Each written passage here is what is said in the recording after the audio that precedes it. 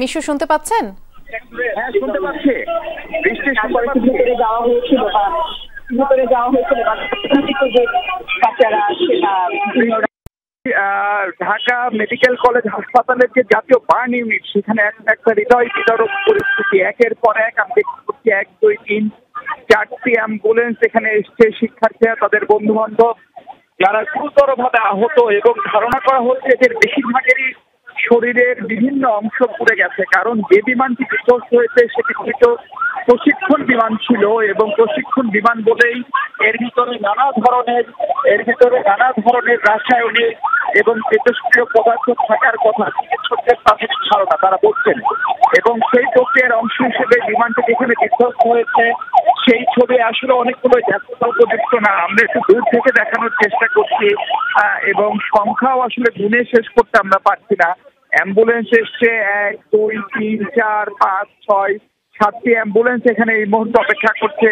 Ambulance ভেতরে যেতে পারছে না, কারণ একটা অ্যাম্বুলেন্স থেকে আহত যে সমস্ত শিক্ষার্থীরা এসছেন, ছোট ছোট মানুষ, একেবারে স্কুল কলেজের বাচ্চা শিক্ষার্থী। আমরা যতটুকু চোখে দেখতে পাচ্ছি তাদের শরীরের একটা বড় অংশ, স্কুলের পোশাক অনেকের খুলে ফেলতে হচ্ছে, এবং তাদের পিঠ, বুক, চোখ, মুখ, শরীরের বিভিন্ন অংশ খুব বড় ধরনের বার্নিং। ছোট ছোট শিশু, নিষ্পাপ শিশু, তারা কোনো ধরনের অপরাধ না করে তারা যে পরিস্থিতিতে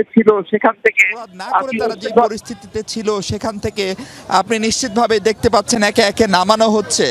এই শিশুগুলোর জন্য ঢাকা মেডিকেল কলেজের বার্ন ইউনিট, তাদের চিকিৎসার জন্য ধারণা করা হয় বাংলাদেশে এটিই সবচেয়ে ভালো প্রতিষ্ঠান।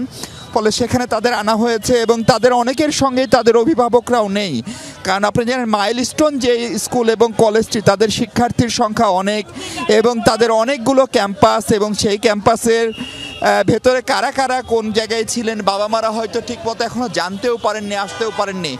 ফলে শিক্ষার্থীদের এই হৃদয় বিদারক পরিস্থিতিতে ঢাকা মেডিকেলের এই বার্ন ইউনিটের চিকিৎসকরা, চিকিৎসা সেবার সাথে জড়িত যারা, তাদের দুর্দান্ত রকমের প্রচেষ্টা আমরা একটা লক্ষ্য করছি। এখানে ভলান্টিয়াররা এসছেন, মাইলস্টোন কলেজের শিক্ষার্থী এসছেন, বিভিন্ন ধরনের অ্যাম্বুলেন্স সার্ভিস, এত অল্প সময়ে তারা এখানে পৌঁছে গেছেন। পুলিশ রাস্তা আটকে দিয়ে যেভাবে হোক অ্যাম্বুলেন্সগুলোকে পার করার চেষ্টা করছেন।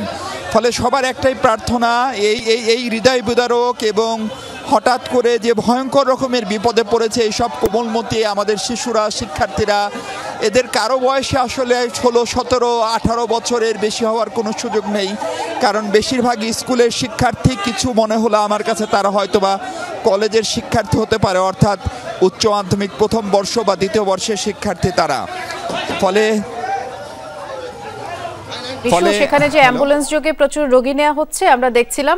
তবে একটি বিষয় একটু আপনাকে অনুরোধ করব, আমাদের ক্যামেরায় যে সহকর্মী আছেন, যেহেতু সেখানে আপনি বলছিলেন যে বার্ন ইনস্টিটিউটের রোগীরাই আসছেন, বেশি পুড়ে যাওয়া বা ঝলসে গেছে এরকম রোগী যাতে আমরা না দেখাই, কারণ অনেকেই হয়তো সেটি দেখে কষ্ট পাবেন বা দেখতে পারবেন না। আরেকটি বিষয় একটু আমাদেরকে জানাবেন, আমরা যেমনটি জানাচ্ছিলাম দর্শকদেরও, যে উত্তরায় যেহেতু এই ঘটনাটি ঘটেছে, মিশু আপনি যেহেতু সেখানেই আছেন, উত্তরায় চিকিৎসক সংকট দেখা গেছে এবং আহ্বান জানানো হচ্ছে উত্তরায় যাতে চিকিৎসকরা গিয়ে যোগ দেয়। আরেকটি খারাপ খবর, একটি বেদনাদায়ক খবর, আমরা যেমনটি বলছিলাম স্কোয়াড্রন লিডার তৌকিরের কথা, তিনি মারা গেছেন, তার মৃত্যুর খবরটি নিশ্চিত করা হয়েছে। মিশু ইতিমধ্যেই আমরা শুনে আপনাকে জানিয়ে রাখলাম, এবং বারবার যেটি বললাম, যেহেতু প্রচুর মানুষ সেখানে আহত হয়েছে, প্রচুর মানুষ, রোগী যারা আছেন, যারা পুড়ে গেছেন বা ঝলসে যাওয়া রোগী আছেন, তাদেরকে আমরা না দেখানোর আহ্বান জানাচ্ছি। এবং যিনি ছিলেন প্রশিক্ষণ পাইলট, যিনি ছিলেন সেখানে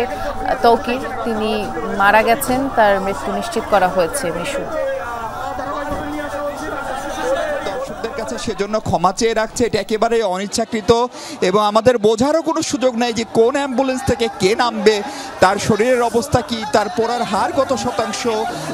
কিন্তু আমরা যেটি প্রশংসা করার যোগ্য সেটি হচ্ছে এখানকার ইমার্জেন্সি বিভাগের ট্রলি থেকে শুরু করে ট্রলিম্যান, আনসার যারা সহযোগিতায় রয়েছেন তারা সর্বোচ্চ চেষ্টাটা করছেন।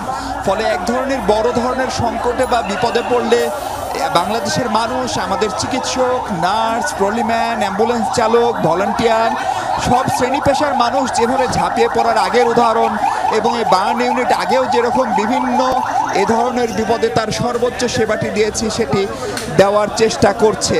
আমি যখন আসি তখন 7টি অ্যাম্বুলেন্স এসেছিল, প্রত্যেকটি অ্যাম্বুলেন্সই পরিপূর্ণ, মানে একটা অ্যাম্বুলেন্সে কোনো অ্যাম্বুলেন্সে আসলে একজন রোগীকে বা একজন শিক্ষার্থীকে আনা হয়েছে তা না, সবগুলোতে একাধিক 3জন 4জন গাদাগাদি করে আনা হচ্ছে। আমি এখন পর্যন্ত যদি ভুল না গুনে থাকি তাহলে সেই 7টির পরে আরও 5টি অ্যাম্বুলেন্স এসে পৌঁছালো। এবং আমরা একটু যদি এই অ্যাম্বুলেন্সে আমি দেখলাম একটু গুরুতর পড়ে যাওয়া রোগী, ফলে আমরা যদি পারতো একটু লং শট দেখাই, অ্যাম্বুলেন্সের ছবি দেখাই এবং দূর থেকে ছবি দেখানোর চেষ্টা করি। ফলে আমরা একজন শিক্ষক সম্ভবত দেখলাম, তিনিও তার শরীরের, তিনি সিনিয়র মানুষ, হয়তো 40-এর মতো বয়স হবেন প্রাথমিক ধারণা, আমার চোখে দেখে যে ধারণা সেটা বলছি। তার শরীরের সামনের এবং পেছনের পুরো অংশ এবং চোখ ছাড়া মুখের প্রায় পুরো অংশ আসলে পুড়ে গেছে। আমি জানি না চিকিৎসকরা ভালো বলতে পারবেন কত শতাংশ বার্ন হয়। আমাদের অতীত অভিজ্ঞতা বলে যে পুড়ে যাওয়ার ঘটনায় শ্বাসনালী যদি পুড়ে যায় কারো এবং কারো শরীরে যদি 70-80% মতো পুড়ে যায় তাহলে আসলে তাদেরকে গুরুতর রোগী হিসেবে বিবেচনা করা হয় এবং তাদেরকে বাঁচিয়ে তোলার জন্য চিকিৎসকদের অনেক চেষ্টার পরেও তাদের একটা অংশকে আসলে বাঁচিয়ে তোলা সম্ভব হয় না। ফলে আমরা এখানকার চিকিৎসকরা যেহেতু এখনও জরুরি চিকিৎসার জন্য এবং মূলত রোগী রিসিভ করতেই ব্যস্ত, ফলে এখন পর্যন্ত কতজন মোট রোগী আসলো, তাদের কার শরীরে বার্ন কতটুকু সেটি বলার মতো আনুষ্ঠানিক কোনো সুযোগ বা তথ্য আমার কাছে এখন পর্যন্ত নাই। আর আমরা জানি না, ঘটনাটি বলে রাখি, কিছুক্ষণ আগে দুপুর 2টার কিছুক্ষণ আগে বাংলাদেশ বিমান বাহিনীর একটি প্রশিক্ষণ যুদ্ধ বিমান অনাকাঙ্ক্ষিতভাবে সেটি দুর্ঘটনার শিকার হয়, সেটিতে বিস্ফোরণ ঘটে। সেটির যে পাইলট ছিলেন তার অবস্থা কি সেটি আমার অন্য সহকর্মীরা খোঁজখবর রাখছেন। আমি আরেকটি কাজে থাকায় জরুরি ভিত্তিতে ঢাকা মেডিকেল কলেজে এসে যেটি দেখলাম সেই পরিস্থিতি আপনাদেরকে জানানোর চেষ্টা করছি। প্রাথমিক ধারণা হচ্ছে এখন পর্যন্ত অন্তত 32 থেকে 33 জন গুরুতর পুড়ে যাওয়া রোগী, যাদেরকে উত্তরার নিকটস্থ কোনো হাসপাতাল, এমনকি বাংলাদেশ সশস্ত্র বাহিনীর যে সম্মিলিত সামরিক হাসপাতাল অর্থাৎ সিএমএইচেও যাদের চিকিৎসা, পুড়ে যাওয়ার এই চিকিৎসা সম্ভব হয়নি, তাদেরকেই কেবলমাত্র ঢাকা মেডিকেল কলেজের এই বিশেষায়িত বার্ন ইউনিটে পাঠানো হয়েছে। ফলে এখান থেকে আমরা যেটা বুঝতে পারি সেটা হচ্ছে ঘটনার ভয়াবহতার মাত্রা।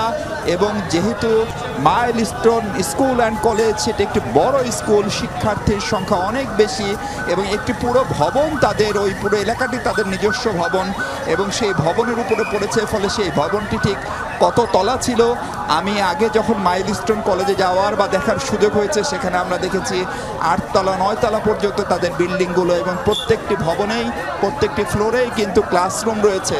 ফলে যেহেতু স্কুল কলেজ খোলা ছিল ভেতরের দিকে, ফলে কত শিক্ষার্থী ঠিক এরকমভাবে এই দুর্ভাগ্যের শিকার হয়েছেন আমরা জানি না, এখন পর্যন্ত বলা সম্ভব না। আমরা দেখতে পাচ্ছি ঢাকা মেডিকেল কলেজের বার্ন ইউনিটের একদম ওয়ার্ড বয়, পরিচ্ছন্নতা কর্মী থেকে শুরু করে তারা এখানে এক ধরনের প্রস্তুতি নিয়ে রাখছে, একদম ট্রলি থেকে শুরু করে, অর্থাৎ রোগী আসলেই তাদেরকে যেন ন্যূনতম প্রাথমিক চিকিৎসাটি দেওয়া যায় এবং তাদেরকে বাঁচানোর জন্য যে চেষ্টা করা যায় সেটার জন্য একযোগে কাজ চলছে। এটি এমন একটি ঘটনা যে ঘটনার জন্য আসলে কাউকে সরাসরি দোষারোপ বা দায়ী করার সুযোগ নেই, কিন্তু তারপরেও আমাদের চিকিৎসকরা সেটি করছেন। এই মুহূর্তে আমরা দেখছি যে 12টির মতো অ্যাম্বুলেন্স আমি আসার পরে থামলো এবং সব মিলিয়ে একটা প্রাথমিক ধারণা ওয়ার্ড বয় বা যারা রিসিভ করছেন বা পুলিশের কর্মকর্তা, তাতে 30 থেকে 32 জনের মতো রোগী এরই মধ্যে হয়তো এখানে এসে পৌঁছেছেন। সংখ্যাটি একটু এদিক সেদিক হতে পারে, যদি কম বেশি হয় সেটি আমাদের অনিচ্ছাকৃত ভুল। আমরা এটিও দেখছি যে বার্ন ইউনিটের বিভিন্ন চিকিৎসক যারা এখানে হয়তো ডিউটিতে ছিলেন না তাদেরকেও ইমার্জেন্সি ভিত্তিতে কল করা হচ্ছে, একের পর এক সে চিকিৎসকরাও আসছেন। কারণ আপনি জানেন এখানে শিফটের ডিউটি, ফলে স্বাভাবিক অবস্থায় শিফটে যতজন চিকিৎসক, নার্স, ওয়ার্ড বয় থাকে, এখনকার পরিস্থিতি আসলে আর সেরকম না। এটি একটি জরুরি অবস্থা, জরুরি পরিস্থিতি এই মেডিকেলে উদ্ভব হয়েছে। ফলে বার্ন ইউনিটের পরিচালক এবং কর্তৃপক্ষের পক্ষ থেকে হুইল চেয়ার থেকে শুরু করে সব ধরনের অ্যারেঞ্জমেন্ট করে রাখা হয়েছে এবং কর্তব্যরত বাইরে, শিফটের বাইরে যে সমস্ত চিকিৎসক ছিল তাদেরকে তারা জরুরি ভিত্তিতে তলব করেছেন, তারা আসতে শুরু করেছে।